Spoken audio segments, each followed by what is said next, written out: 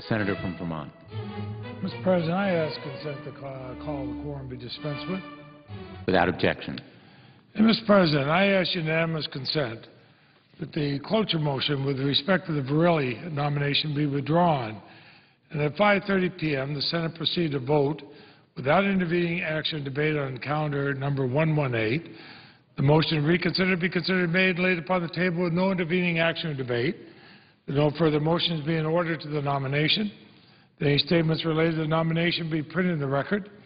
That the President be immediately notified of the Senate's action, and the Senate then resume legislative session, and with the other provisions of the May 26 unanimous consent agreement remaining in effect. Without objection. I thank the Chair.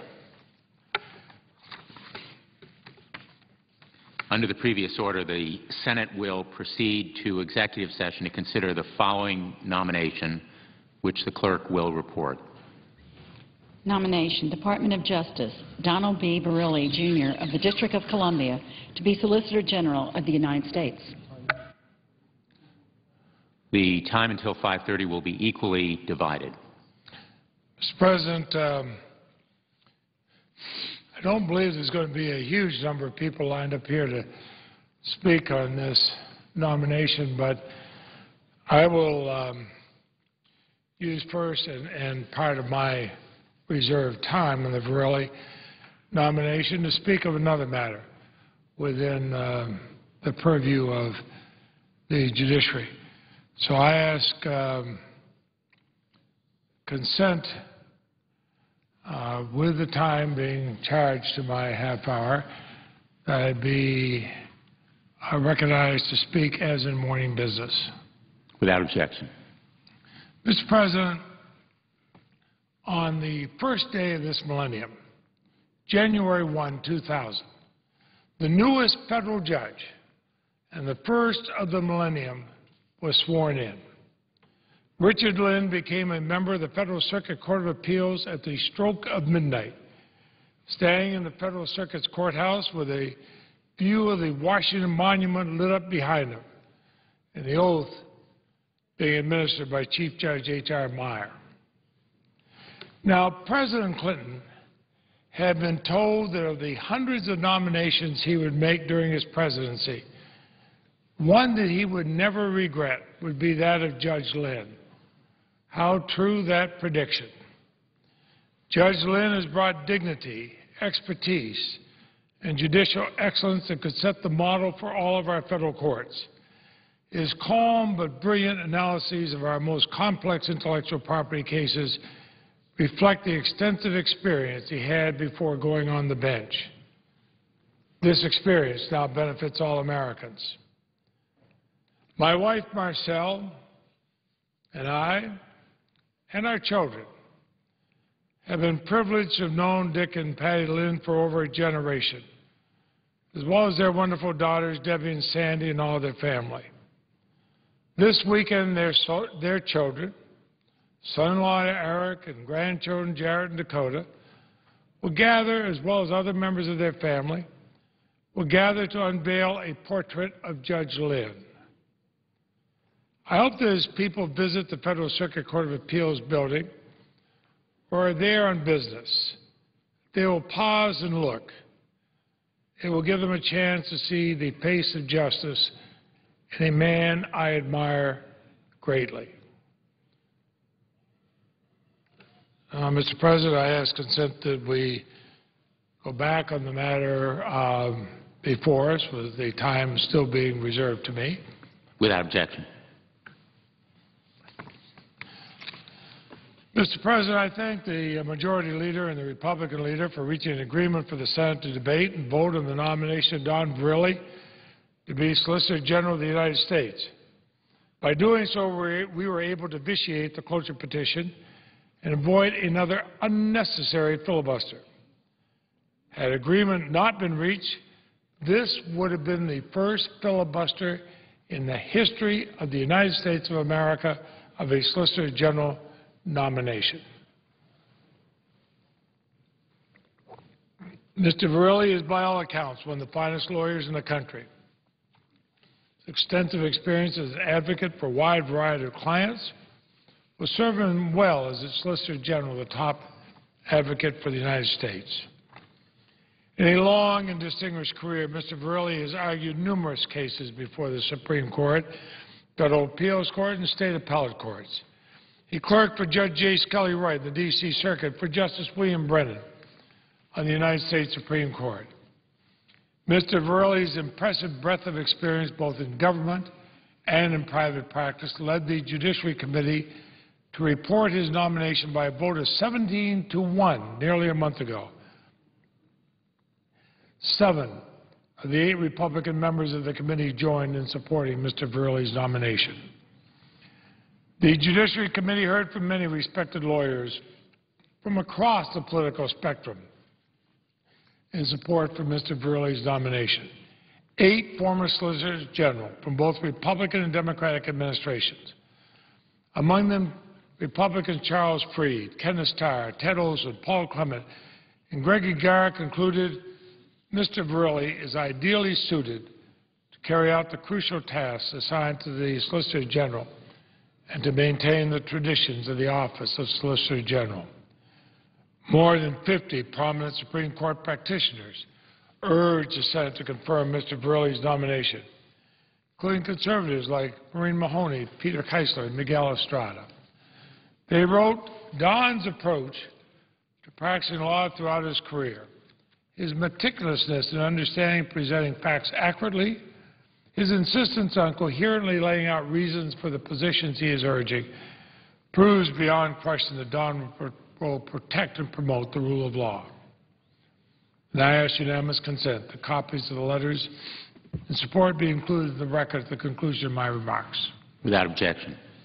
Don Verrilli is exactly the kind of superbly qualified, serious professional we should be encouraging to serve the American people. Remember, Mr. President, it's the American people he serves in their government. And I expect it to be confirmed by a strong bipartisan majority of the Senate.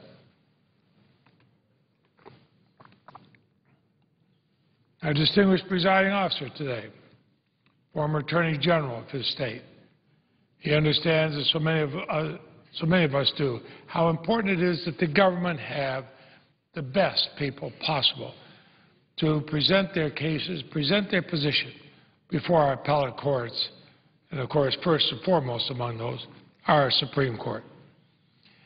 And like all the nominations reported by the Judiciary Committee, currently pending on the Senate's executive calendar, Mr. Verrilli's nomination has been through the Judicial Committee's fair and thorough process. The result of the process was that senators, having raised whatever concerns they had and whatever differences they have with the policies of the Obama administration, voted nearly unanimously in favor of confirming Mr. Verrilli based on his qualifications, experience, and appreciation for the responsibilities of the Solicitor General. I appreciate the effort made by the Republican members of the Judiciary Committee in considering the Verrilli nomination as merits, and all but one of them voting to support him. And these are senators across the political spectrum in our committee. I appreciate the thoughtful statement by the ranking Republican in our markup nearly 1 month ago, in which he set forth his concerns and the painstaking process he followed to evaluate the nomination and his judgment to support him. Senator Grassley concluded that he has every expectation that if Mr. Verrilli, if confirmed, will honorably live up to his duties, obligations, and assurances. I agree with that. The committee process left no doubt that Mr. Verrilli has an extensive knowledge of the law and an understanding of the independence required to represent the interests of the government and the American people as the Solicitor General of the United States. He is, after all, Mr. President, it's like the Attorney General. The Attorney General is not the Attorney General of the President or the Attorney General of the administration. He is the Attorney General of the United States of America. This is the Solicitor General of the United States of America. He represents every one of us. He's well qualified. He's well suited to serve in the role what is often called, as our distinguished presiding officer knows, the 10th Justice. Now, the Senate has a long-standing practice of giving deference to the President to make nominations for positions in the executive branch. Subjecting consensus nominees to unnecessary and damaging delays or unjustified and harmful filibusters is wrong. It hurts not only the individual, but it hurts our whole system of government. I'm glad the Senate leaders have been able to come to agreement to avoid the threatened filibuster of this qualified nominee to serve as Solicitor General of the United States. Frankly, such a filibuster would be a very, very bad mark on the United States Senate. But I am confident that Mr. Verrilli's qualifications, experience, ability, temperament, and judgment will lead to an overwhelmingly bipartisan vote in support of his confirmation to serve as the next Solicitor General of the United States. So again, I thank both the Democratic and Republican leaders for their help in bringing us to this. Mr. President, I will yield the floor. I will suggest the absence of quorum, but ask consent that the time be equally divided. Without objection. Clerk will call the roll. The Senator from Tennessee. Thank you, Mr. President. I ask consent to vitiate the quorum. Without objection. And consent to speak for up to 5 minutes. Without objection. Thank you, Mr. President. Mr. President, on Wednesday I traveled to Greene and Washington counties in Upper East Tennessee, that's up near Virginia, North Carolina, to visit with victims of tornadoes that have swept across our state on April 27, and to see firsthand how the recovery is going. What I found was what I expected to find. Washington County and Greene County, in those counties, the citizens are not complaining. They're cleaning up and they're helping each other. I also found out there's some things that still need to be ironed out. But so far, the recovery from a devastating disaster is going well in East Tennessee. The real work is being done by people affected by those storms and by volunteers. But I think it says that Tennesseans are doing what Tennesseans usually do. I first met with Alan Broyles, who's mayor of Greene County, and Bill Brown, director of Greene County's Emergency Management and Homeland Security Agency. 7 people lost their lives in Greene County. We visited the Camp Creek and the Horse Creek communities. We saw many of the homes that had been completely leveled and debris still being removed. We saw one home where a couple, the Harrisons, had been helping neighbors into their basement, and the tornado swept through and killed both Mr. and Mrs. Harrison, spared the lives of the neighbors who'd been helped into the basement. There were 2 crosses there by what was left of the framework, really of the basement structure of the home. At the Camp Creek Elementary School, where FEMA has set up a disaster recovery center, I met Pamela Ward and her mother-in-law, Betty Ward. Ms. Ward's home had been completely destroyed by the tornado, and her husband Kevin and their 3 daughters were staying in a hotel after discovering that the insurance on their home only paid off their mortgage. Mr. Brown and Q Winfield, who's FEMA's federal coordinating officer for Tennessee, immediately began working to help the Wards. By the time we left the next day, Mr. Winfield had called to let me know that FEMA had approved the maximum award to help Pamela Ward and her family get back on their feet. I also visited Washington County, where I met with Mayor Dan Eldridge, who's the mayor of the county, local emergency management officials, and families affected by the disaster. One resident was killed in a tornado that touched down in Washington County. Hundreds of homes were damaged. However, it was clear that families and volunteers had been hard at work putting their community back together. Rebuilding had begun. The debris had been already removed in many areas. FEMA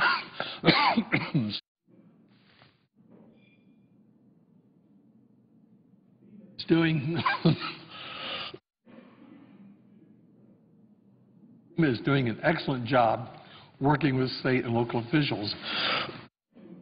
Generosity of the volunteers and the entire community working in a collective way with the churches to help families get back on their feet is an amazing sight. It's still very important for victims to register with FEMA by calling 1-800-321-FEMA. It's 3362.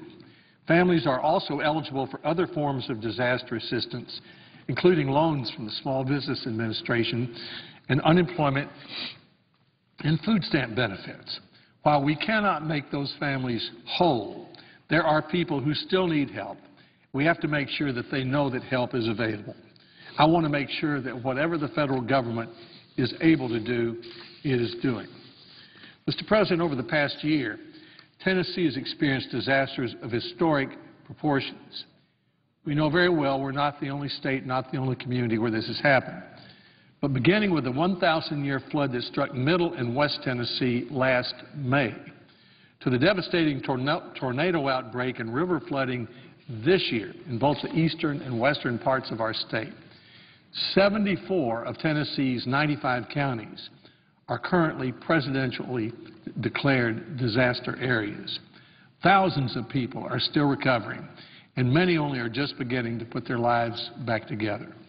In spite of everything this past year has thrown at us, Tennesseans are going about their business, helping themselves and helping others in remarkable and inspiring ways. Mr. President, I yield the floor. I notice the absence of a quorum. The clerk will call the roll. Mr. Akaka.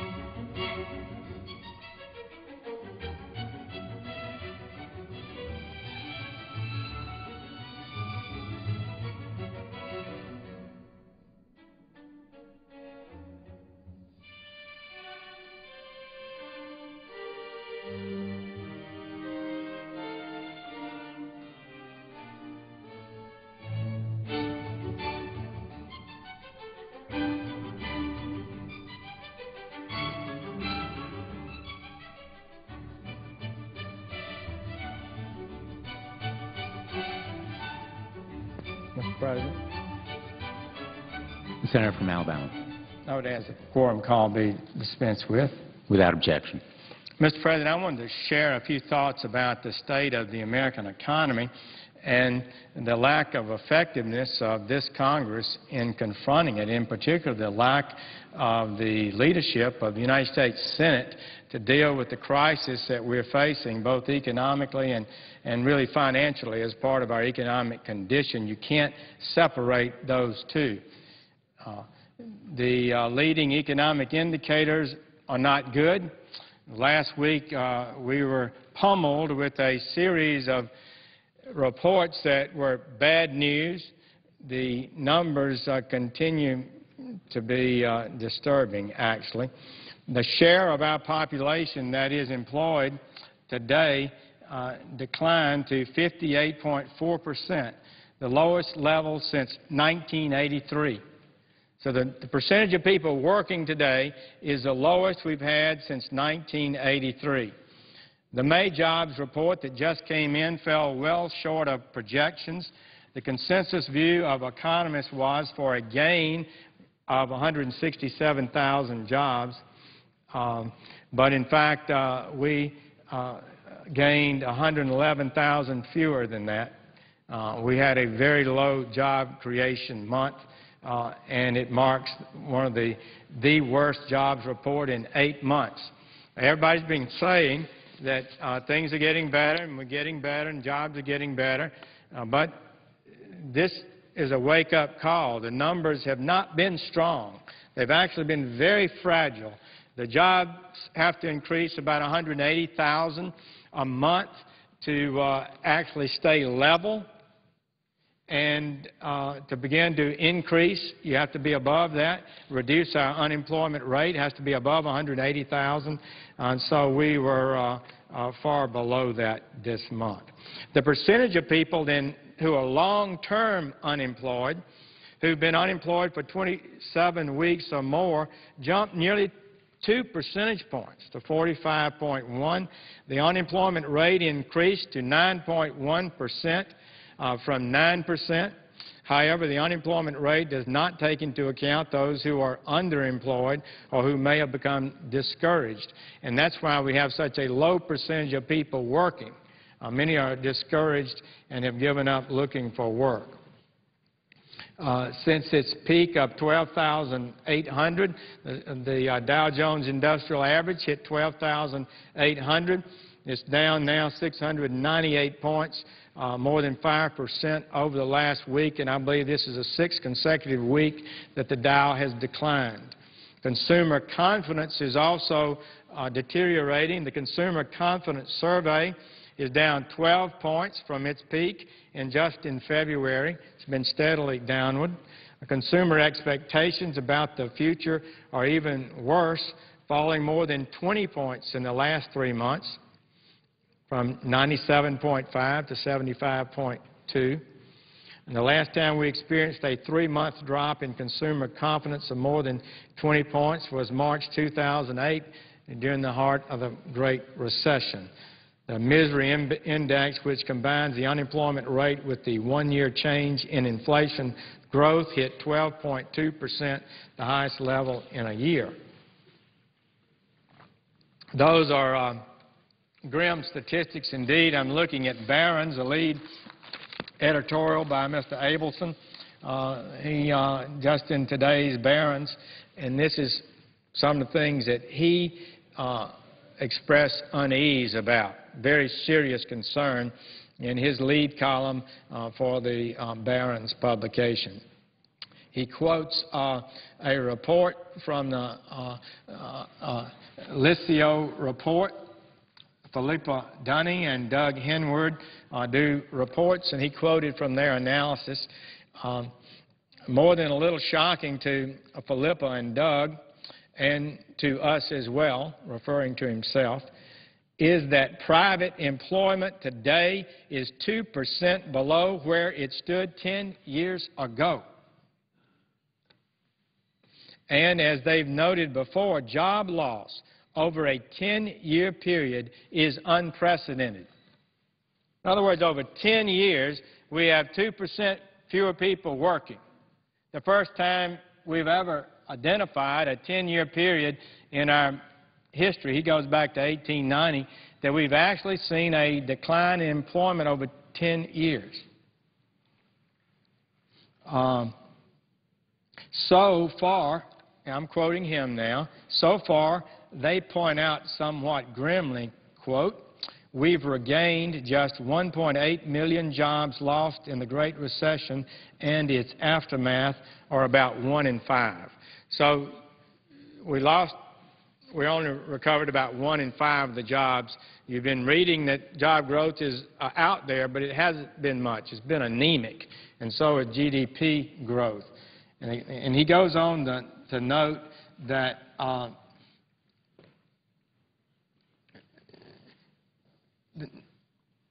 the number of people out of work this month increased by 167,000, and a goodly number of those, 44.6% to be precise, have been unemployed for 27 weeks or longer, within crying distance of an all-time high.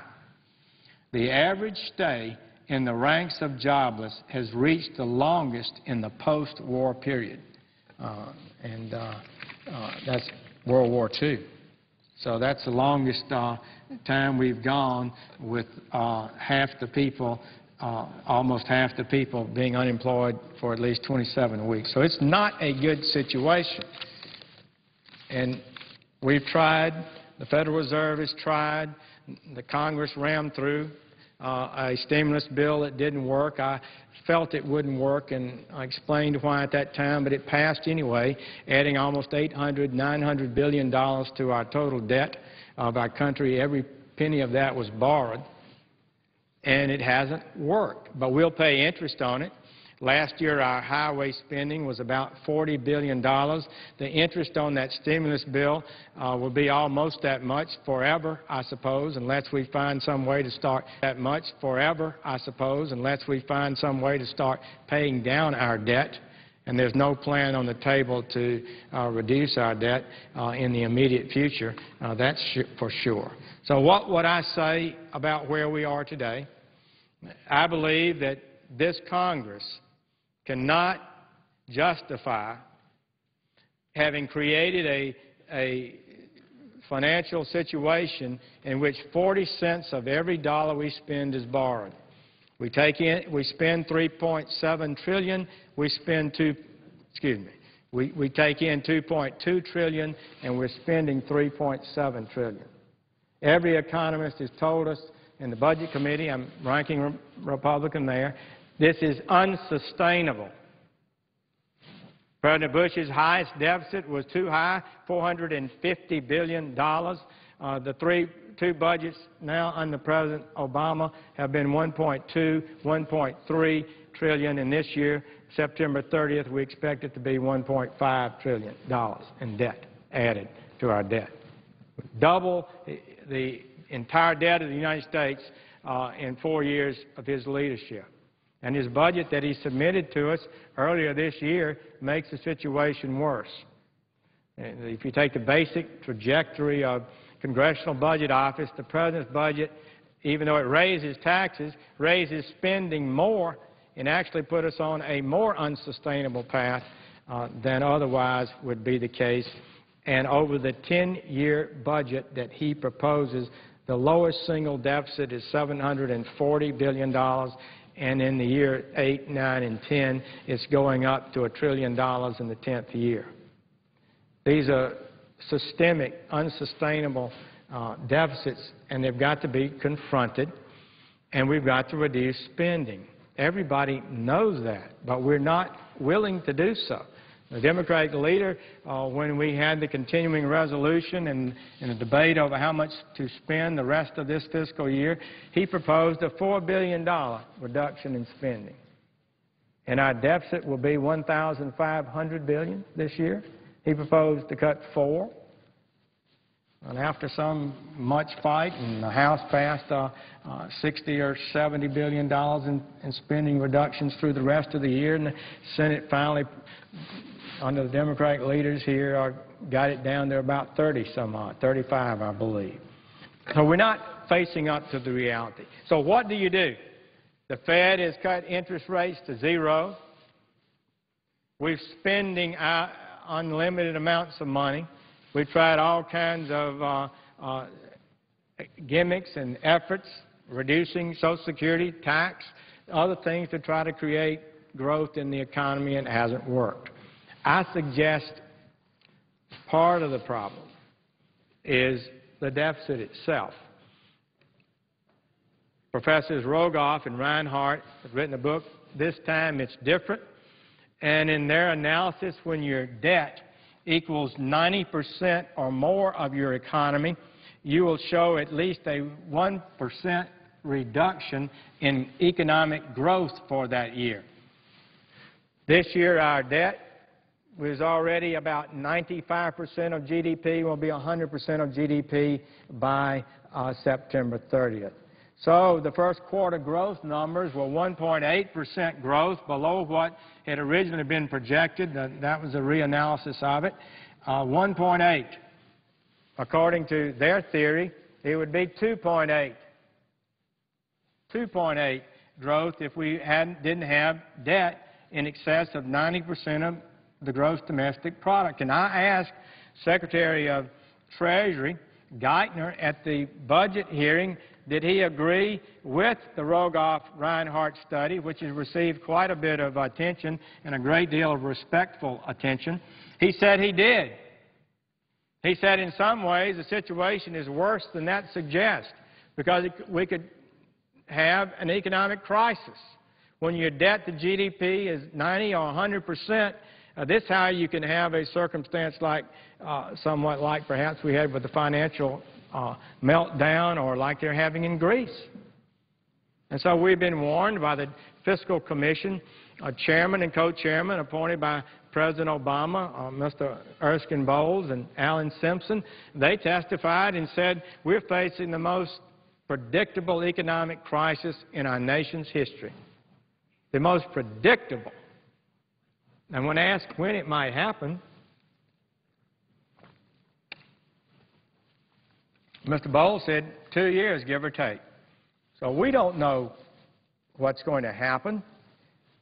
I think we've got to just grow up, realize that we have placed our nation in financial jeopardy, that this country has spent money it did not have to a degree greater than this nation has ever spent before, except maybe in the height of World War II, when the entire nation was in a life and death struggle.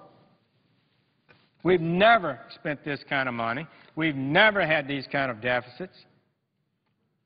Many remember the big fight over spending in the mid-'90s and resulted in the balancing of the budget in the late '90s. That was a much simpler problem than we've got today. I've looked at the numbers. I've studied the numbers. To get this country to a balanced budget is going to take some very, very serious, sustained work. It's going to be much more significant than it was in the mid-'90s. And we simply cannot grow this economy, which is the key to getting ourselves out of the mess that we're in. We can't grow it by just passing more taxes. We can't do that.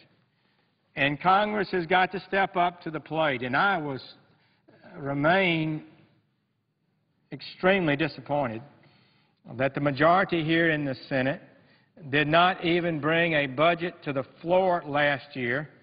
We're now at 750, 60-some-odd days without having a budget. That's one reason we're spending so much money we don't have. We don't even have a budget. It was not even brought to the floor last year. Not a single appropriations bill was brought to the floor and passed last year. Since I've been here, and I guess in 20 or more years, our Democratic majority had the largest majority any Senate's ever had. They had 60 votes last year in the Senate. It only takes 50 to pass a budget. You don't need you can pass a budget without a supermajority, without a filibuster. It's designed to make sure we pass a budget because it's needed that we pass a budget, but it wasn't even brought up last year. And so what about this year?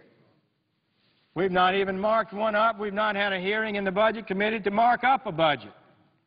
And under the Budget Act, the budget's supposed to be passed by April 15th. The House has passed a budget, a historic budget, a sound budget that changes the unsustainable trajectory we're on. It's responsible. It's gotten widespread, bipartisan applause for being a serious attempt to confront the financial crisis that we are facing, and the Senate's not produced anything.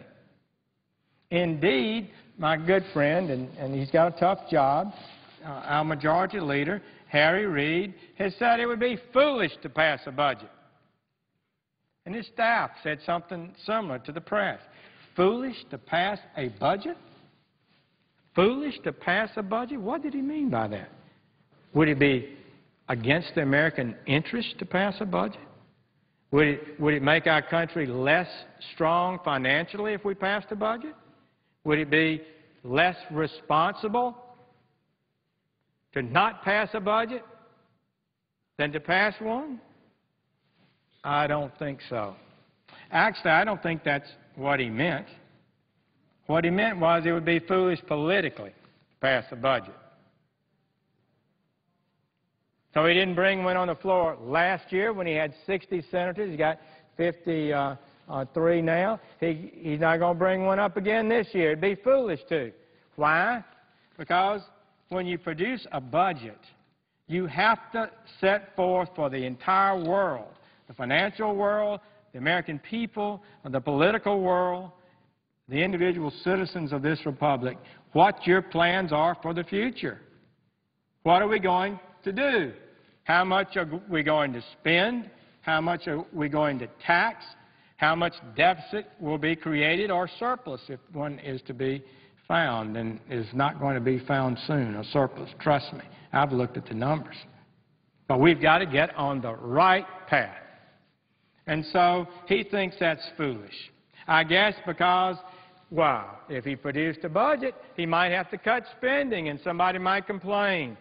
If he produced a budget, as some of my and is consistent with what some of my tax and spend friends believe, he's got a bunch of tax increases in there. That might not be popular. So since it's not popular, we're just not going to do it. Well, we've got the lowest number of people working in this economy since 1983, and we're 2% below the number of people actually working 10 years ago. This Keynesian spend, tax, spend idea of how to make an economy grow is not sound. We've tried it. It was done over my objection, but it was done. We threw money at this economy, the likes of which we've never seen before. Now the Brits, they're reducing their spending. They're making some tough choices in the UK, and some have been pushing back. Oh, you're cutting too much. They're having riots in Greece where people are saying you're cutting back spending too much. We got to have this money.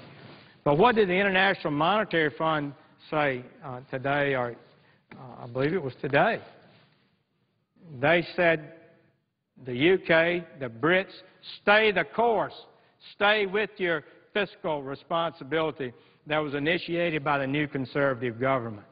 Don't go back to spending. Don't adopt the idea that you can create something out of nothing by borrowing money you don't have. And, of course, Julie Andrews laid that out really well in her song, I thought, and always try to remember, nothing comes from nothing, nothing ever could. You can't borrow your way out of debt, as one person in Evergreen told me. His granddaddy said, we have got to face the music. We don't have the money to operate at the level we are. I was at a town meeting in Marion, Alabama, and an elderly gentleman said he's lived through the Depression, He lived through World War II. He lived through the great inflation surge in the 70s, and he sees this other challenge we face today. And he said the problem is not the high cost of living. The problem is the cost of living too high. That just sort of closed the meeting. He was the last one to speak. And I thought there was a real silence there. It's the cost of living too high. We've just been living on the idea that these brilliant people in the Fed and the Treasury and all, that they can just borrow money and spend it today, and that will make the economy flower, and we'll all be successful, and we don't have to worry about paying it off. What's a little debt? Well, we went down that road, and it's gotten completely out of control, and we can't sustain it. We're at a point where our debt threatens our economic growth. According to Rogoff and Reinhardt, it's already reducing our growth by 1%. And if we'd had 2% growth for the year, if we have 2% growth this year instead of 1.8 as we did the first quarter, that means 1 million more people employed. 1% growth, the economist tells us, is equal to 1 million people employed. You get 3%, 4%, 5% growth like we ought to have coming out of recession, then you can have millions of jobs created and change this direction of our country. But we've used every weapon we have except common sense and sound policy. So what do we do? How do we get out of the mess we're in? How do we do it? It's not going to be an easy road, but we need to reduce spending. We have increased spending in the last 2 years, first 2 years under President Obama, 24% in discretionary non-defense spending. We can't cut that back to where we were at a previous date. Is the United States of America going to cease to exist if we reduce spending? We're going to have to. We don't have the money. So we do that. We get this, and we send a message to the world like the people in England have. We understand the problem. We know we've gone too far. We're going to get on the right road. We're going to put our shoulder to the wheel, and we're going to lift this country forward and put it on a sound path. We can do that. We will do that. That's what the American people said they wanted, I'm convinced, in this last election. They want some responsibility here, and we owe it to them, and I hope and pray that we can come together and make some significant changes in the way that we spend money and the amount of debt that we've got. Yes, it might be tough for a while, but we'll get on the right path. We'll get this country going in the right direction. So when you're confused about the future, nobody knows exactly what to do, I think it's time to take a deep breath and go back to the old verities, the old truths, that nothing comes from nothing. Hard work pays off. Borrowing, borrowing, borrowing is a road to disaster. You need to start paying down your debts. The kind of things we tell our children every day this nation needs to do. And if the world and if the business community in our country saw us in that direction, nothing could be better for our economic growth. They would say the United States of America has finally got it. They got their heads on right. They're making the decisions that will lay a foundation for sound, positive growth in the future. And they're not trying to get their way out of the problem they're in by something for nothing, some gimmick. I thank the chair and would yield the floor and note the absence of quorum. Clerk will call the roll. Mr. Akaka.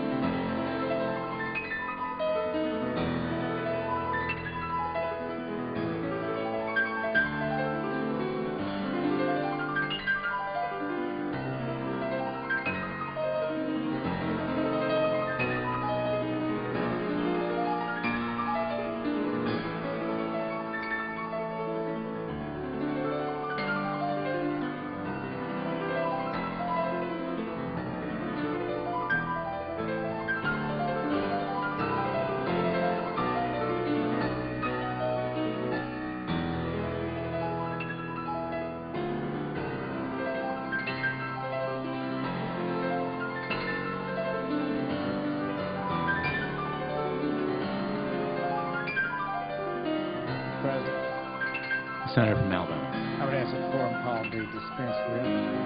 Without objection. Mr. President, I'd like to share some brief thoughts about the nomination of Donald Verrilli to be Solicitor General of the United States. Solicitor General has been called the greatest lawyer job in the world. It's the position in the Department of Justice that represents the United States in appellate courts, particularly the Supreme Court. And as they said, again, there's no higher honor than to appear in the highest court in the land and be able to announce that you represent the United States of America. And that's what the Solicitor General gets to do and supervises that. It's a very important position. It requires integrity, independence, commitment to law. And Mr. Verrilli, by the count of quite a number of people, is a smart lawyer with significant experience in appellate matters and is respected as to his integrity and his legal ability. I say that because I'm not going to be able to vote for him today, but what I'm saying about him is not to be personal in any way. And I can disagree with someone about their approach to law and still sometimes be able to vote for them. And I voted for most of the President's nominees. I supported Attorney General Holder for Attorney General. But what I want to say is that we're in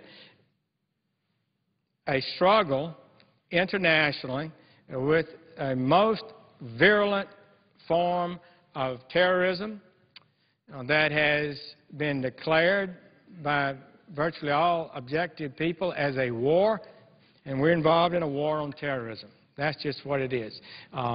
Bin Laden and the people who attacked us on 9/11 had declared war against the United States. They had officially said they were at war with us. And our President, on occasion, has acknowledged that we're at war. And Congress has authorized the use of military force in Iraq, Afghanistan, and against al-Qaeda. We've authorized it. We haven't in Libya, but we have in those instances. And so the Department of Justice, for which I was honored to be a member for 15 years as a federal prosecutor and United States Attorney in Alabama for 12, and really loved that great department, believe in it deeply, am troubled by the extent to which it's being led by people who have an unwise understanding of the nature of the struggle that we're in. And one of the ways this plays itself out is to conclude that an al-Qaeda person, if bin Laden hadn't been killed, presumably he was presumptively to be tried in civilian courts like a normal criminal.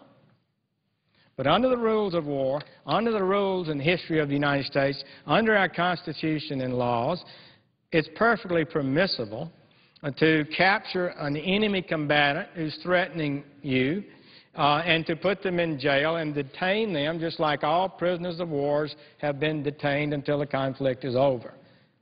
Now, you don't give them a trial. They are not entitled to lawyers. They're not entitled to go before judges. They're prisoners of war, and they're held in prisoner of war camps. And they have to be humanely treated. They cannot be tortured. We have a specific statute about that. And I know we've had some instances that people said was torture and some say it's not. But that's not the situation today. We're not close to the line of what's torturing anybody that's being held in custody today. So the question is, what does the Department of Justice say? Well, they've made the statement that these individuals need to be tried in civilian courts. And Congress, after several years of battle, finally passed a law that prohibited funding of any civilian trial of any of the 9/11 people that have been captured. Some have been held in prisons in Guantanamo. They got to be tried if they're tried in military commissions. Military commissions are historic. For example, in World War II, Nazi saboteurs came in by submarine, attempted to enter the United States, and bomb and blow up our places. They were captured. Trial was held within a few weeks by the military, and most of them were executed promptly. And the Supreme Court, in ex parte query, held that that was perfectly appropriate. Now, you can't try a normal prisoner of war and execute them.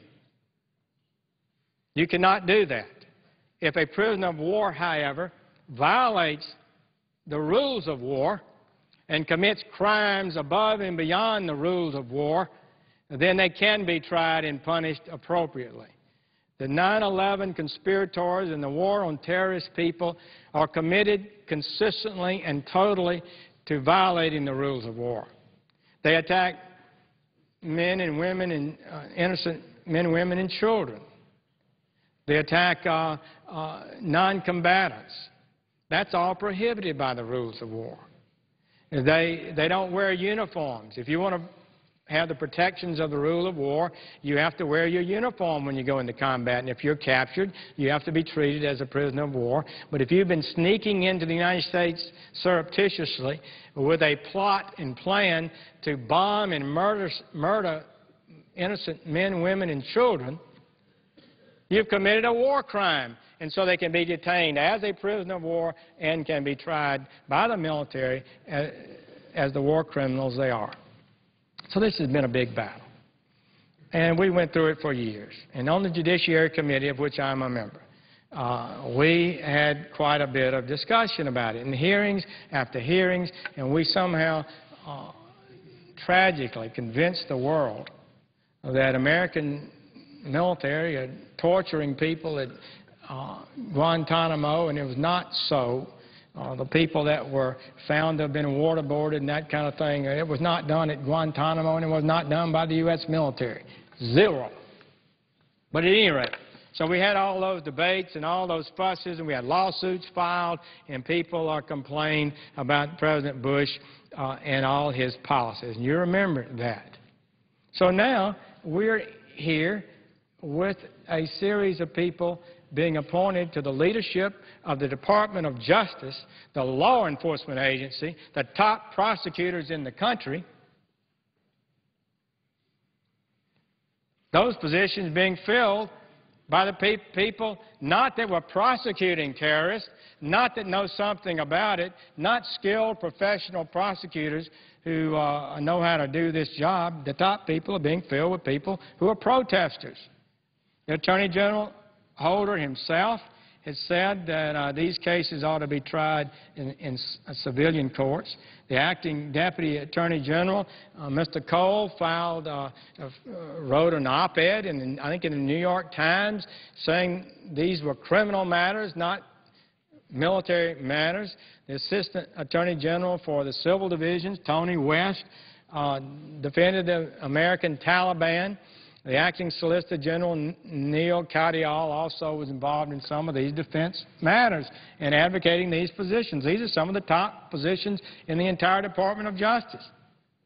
The Attorney General, the Deputy Attorney General, the Civil Division, and the acting now Solicitor General, and the person that's nominated to fill that spot. So, Mr. Verrilli, I believe, is a good man. In normal circumstances, I would be willing to accept his nomination and vote for it. I'm not going to try to slow it down. I'm glad to have the vote and cast my vote. I'm sure he'll be confirmed. But it's been reported in the media that President Obama has now appointed 13 to 16 lawyers to high-ranking positions in the department who themselves previously represented alleged terrorists or their supporters, or were senior partners at their law firms when their firms decided to accept alleged terroristic clients as clients. Consistently, they support the view that terrorists are criminals and not unlawful combatants. Now, it's all right to defend unpopular people, criminals that are unpopular. It's perfectly all right. But I just want to say, as someone who loves the department, I am concerned about the positions they are taking on the question of the civilian trials of military combatants. I think it is wrong, and I have voted for the last one I'm going to vote for in top positions of the Department of Justice who advocate that view. I think it places our nation at greater risk. We do not need to be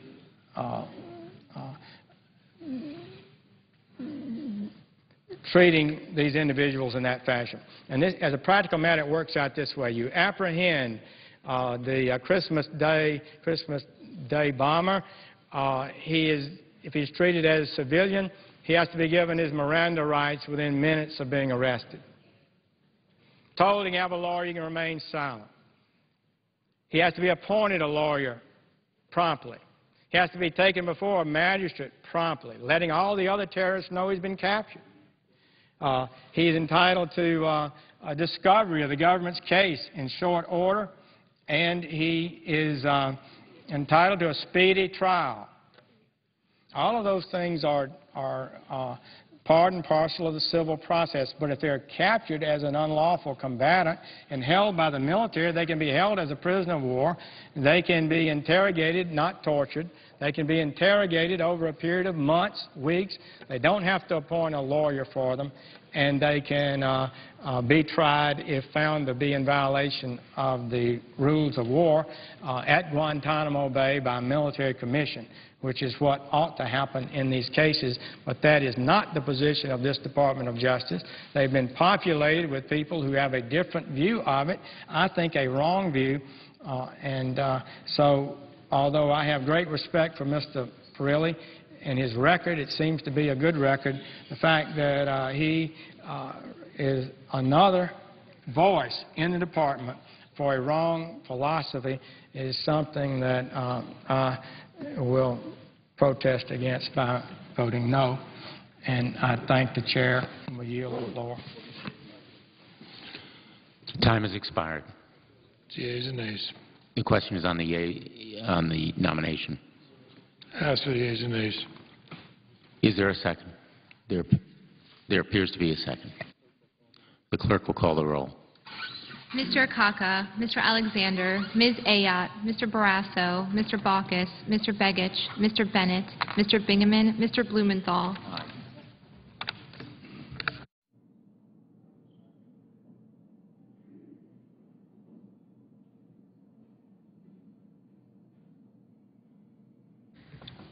Mr. Blunt, Mr. Bozeman, Mrs. Boxer,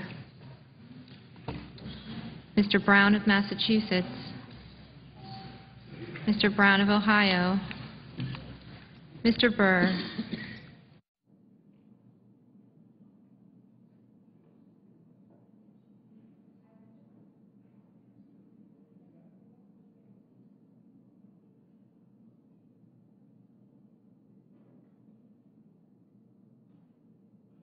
Ms. Cantwell,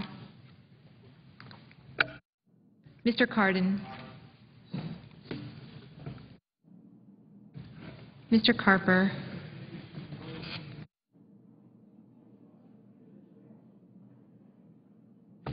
Mr. Casey, Mr. Chambliss, Mr. Coates, Mr. Coburn, Mr. Cochran,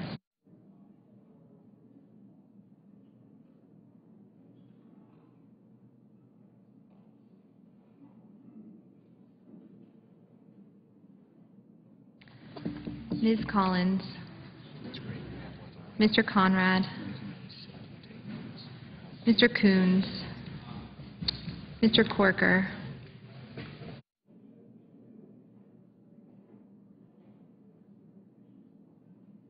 Mr. Cornyn, Mr. Crapo, Mr. DeMint, Mr. Durbin,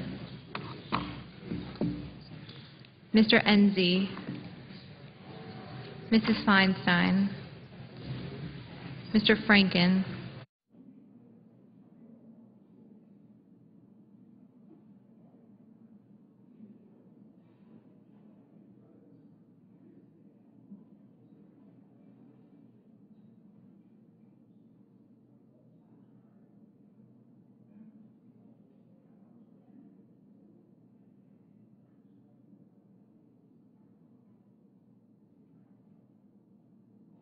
Mrs. Gillibrand, Mr. Graham, Mr. Grassley,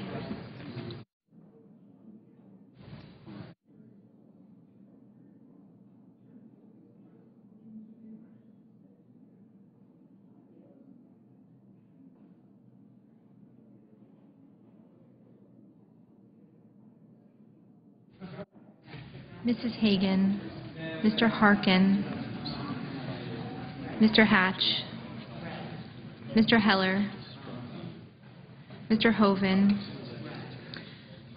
Mrs. Hutchison,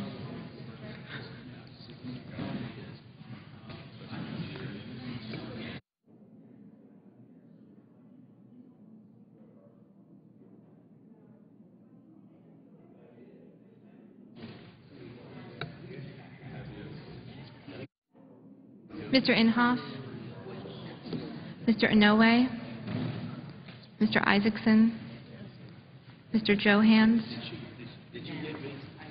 Yes.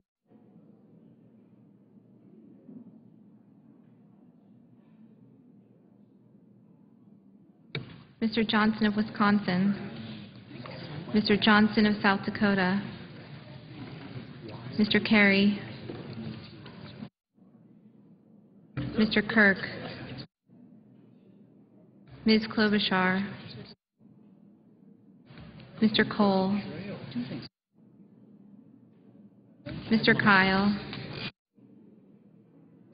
Ms. Landrieu, Mr. Lautenberg, Mr. Leahy, Mr. Lee, Mr. Levin, Mr. Lieberman, Mr. Lugar, Mr. Manchin, Mr. McCain, Mrs. McCaskill, Mr. McConnell, Mr. Menendez, Mr. Merkley, Ms. Mikulski, Mr. Moran, Ms. Murkowski, Mrs. Murray, Mr. Nelson of Nebraska, Mr. Nelson of Florida, Mr. Paul, Mr. Portman, Mr. Pryor, Mr. Reed of Rhode Island, Mr. Reed of Nevada, Mr. Risch, Mr. Roberts, Mr. Rockefeller,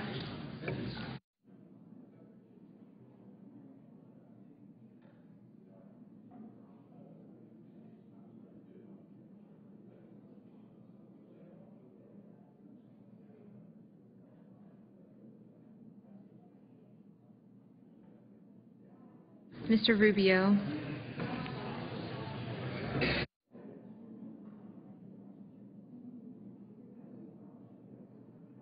Mr. Sanders, Mr. Schumer,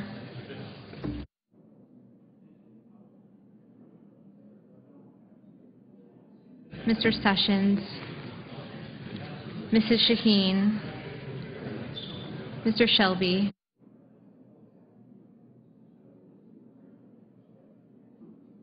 Ms. Snow, Ms. Stabenow, Mr. Tester, Mr. Thune, Mr. Toomey, Mr. Udall of Colorado, Mr. Udall of New Mexico, Mr. Vitter, Mr. Warner, Mr. Webb, Mr. Whitehouse, Mr. Wicker, Mr. Wyden.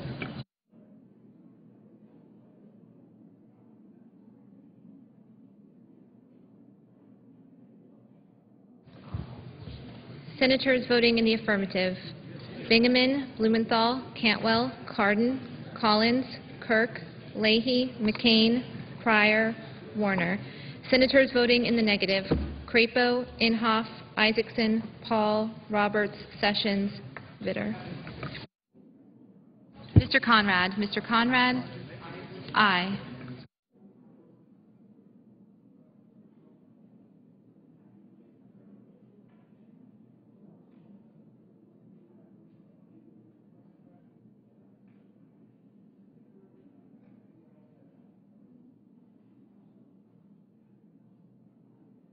Mr. Kyle? Mr. Kyle? Aye.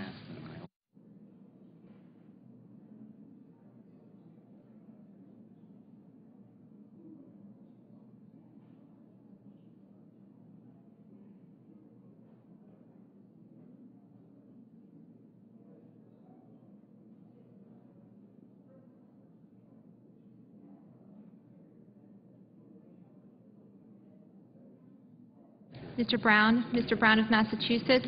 Aye.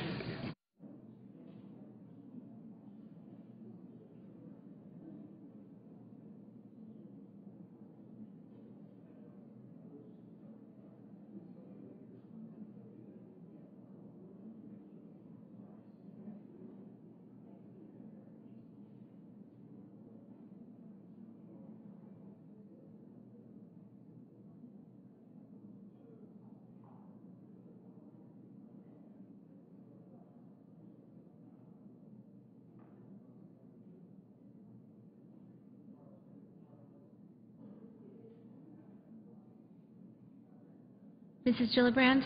Mrs. Gillibrand? Aye.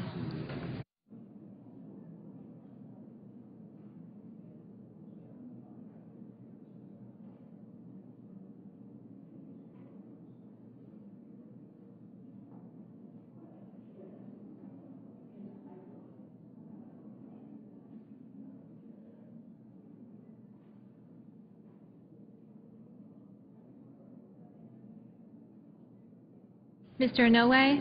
Mr. Inouye? Aye.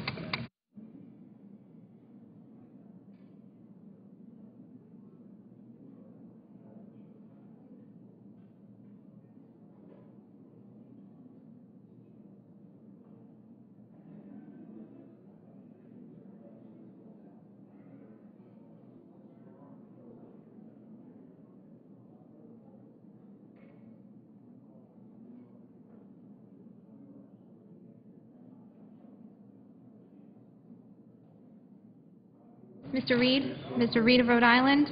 Aye.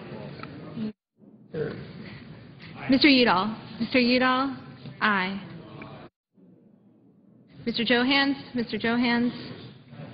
Aye.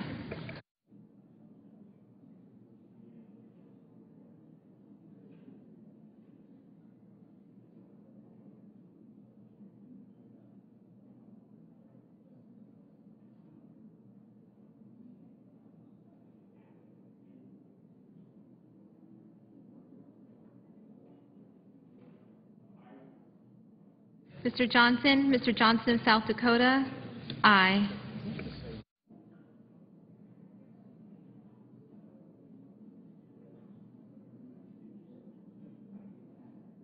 Mr. Risch? Mr. Risch? No. Johnson? Mr. Johnson of Wisconsin? No.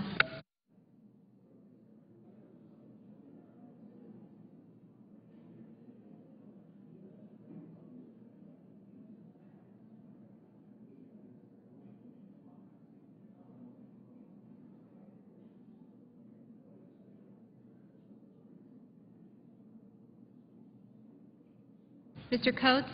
Mr. Coates?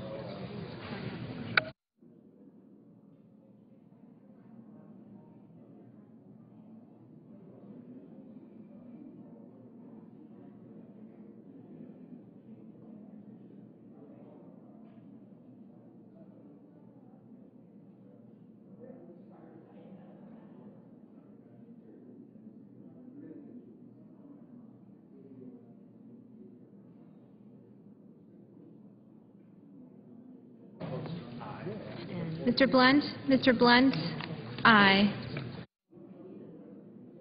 Mrs. McCaskill? Mrs. McCaskill? Aye. Mr. Cochran? Mr. Cochran? Mr. Cochran? Aye.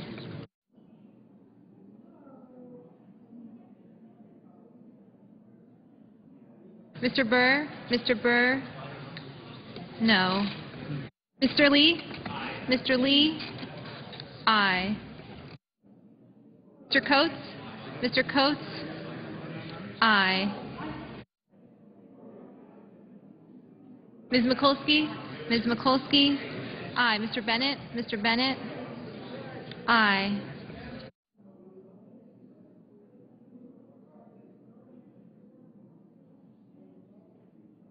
Mrs. Feinstein? Mrs. Feinstein? Aye.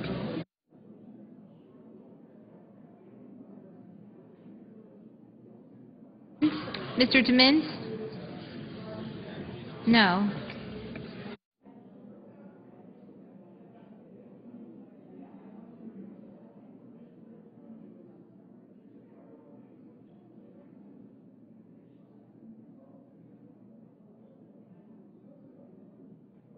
Ms. Snow? Ms. Snow? Aye.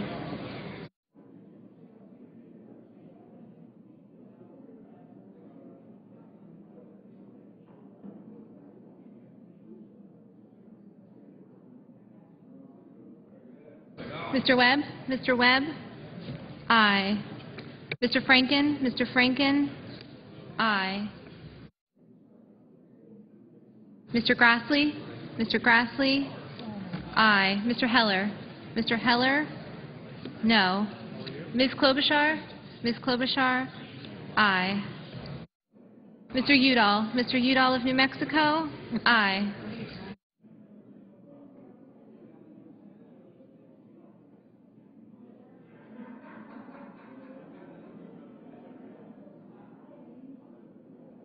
Mr. Toomey? Mr. Toomey? Aye. Mr. Casey? Mr. Casey? Aye.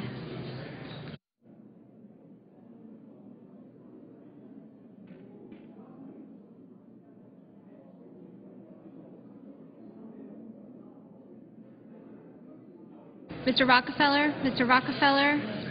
Aye. Ms. Ayotte? Ms. Ayotte? Aye.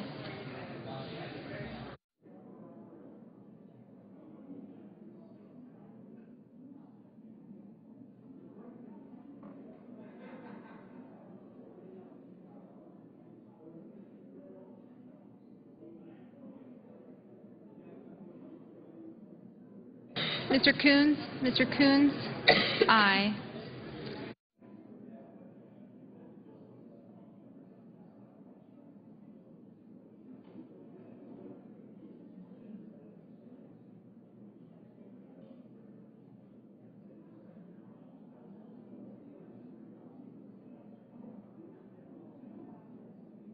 Mr. Wyden?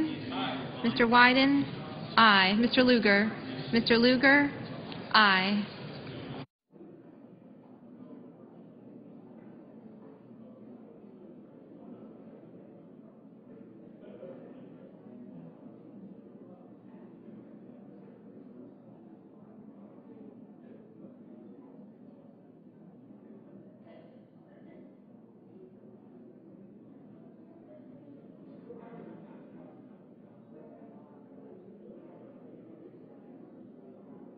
Mr. Sanders? Mr. Sanders? Aye.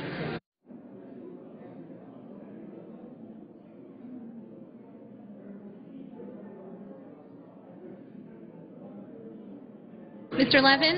Mr. Levin? Aye. Mr. Brown? Mr. Brown of Ohio? Aye. Mr. Manchin? Mr. Manchin? Aye. Mrs. Shaheen? Mrs. Shaheen? Aye. Mr. Carper? Mr. Carper? Aye.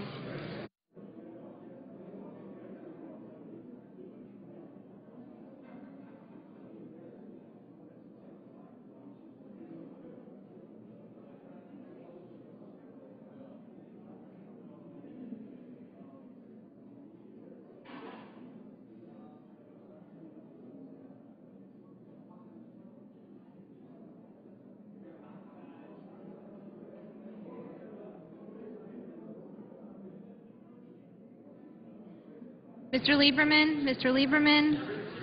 Aye.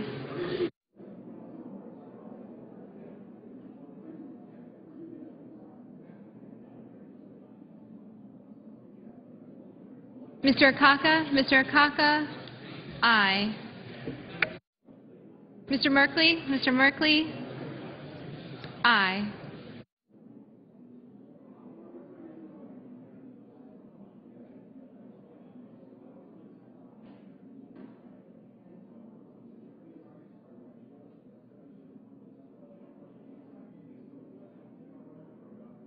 Mr. Hatch? Mr. Hatch? Aye. Mrs. Hagan? Mrs. Hagan? Aye.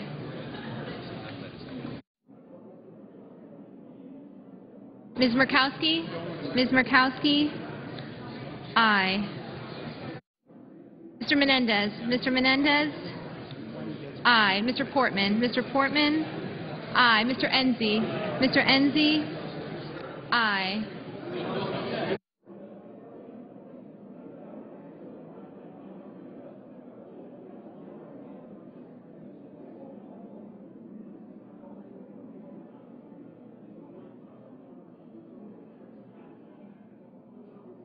Mr. Lautenberg? Mr. Lautenberg? Aye.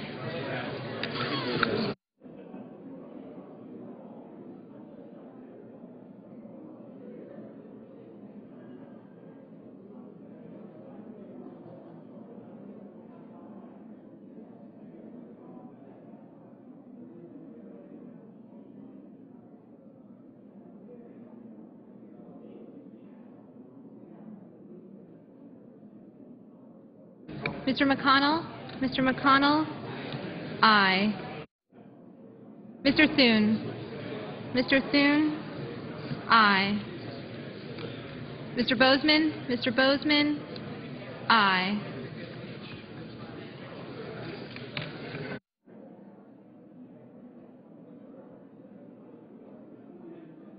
Mr. Chambliss? Mr. Chambliss? No. Mr. Nelson? Mr. Nelson of Florida? Aye. Mr. Cornyn? Mr. Cornyn? Aye.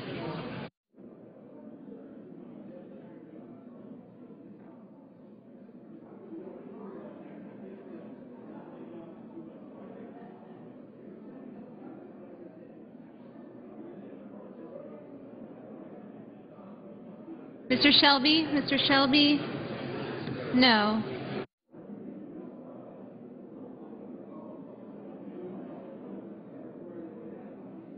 Mr. Corker? Mr. Corker? Aye.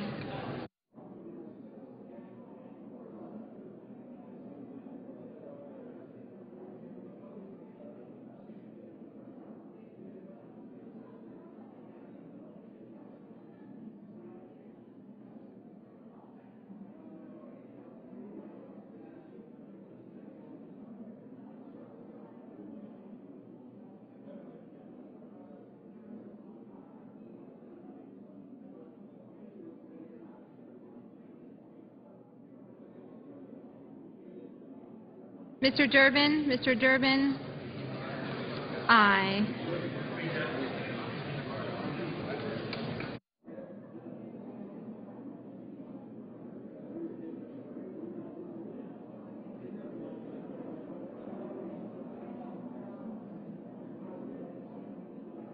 Mr. Begich? Mr. Begich?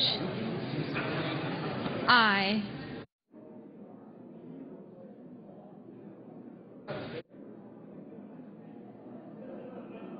Mr. Moran? Mr. Moran? No.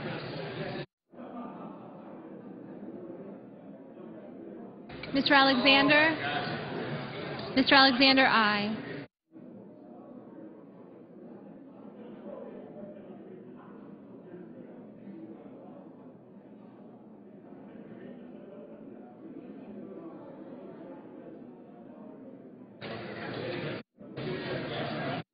Mrs. Murray? Mrs. Murray? Aye.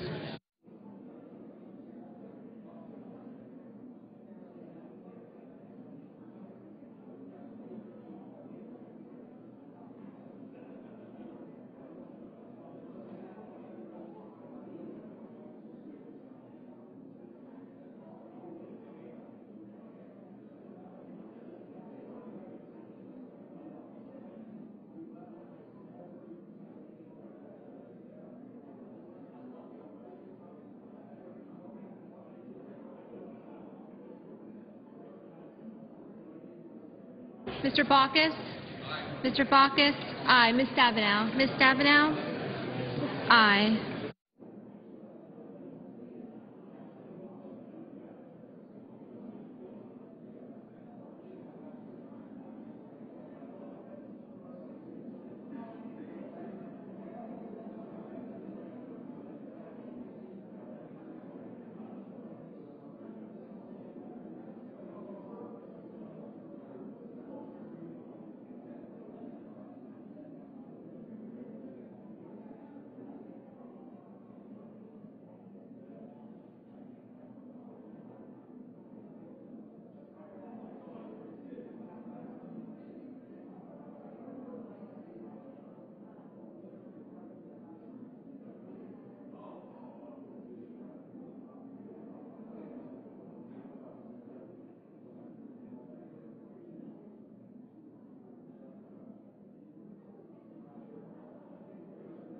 Mr. Barrasso? Mr. Barrasso? Aye. Mr. Schumer? Mr. Schumer? Aye.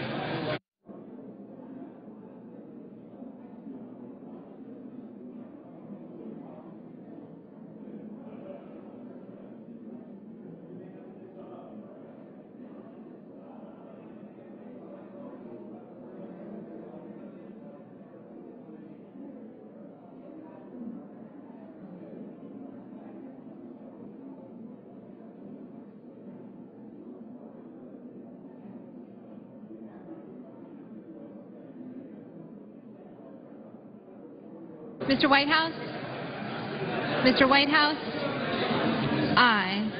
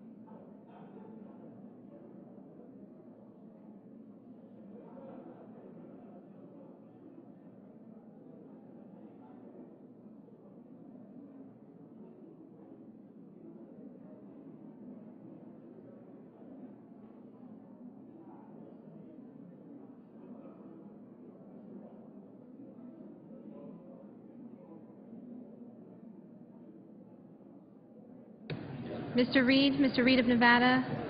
Aye.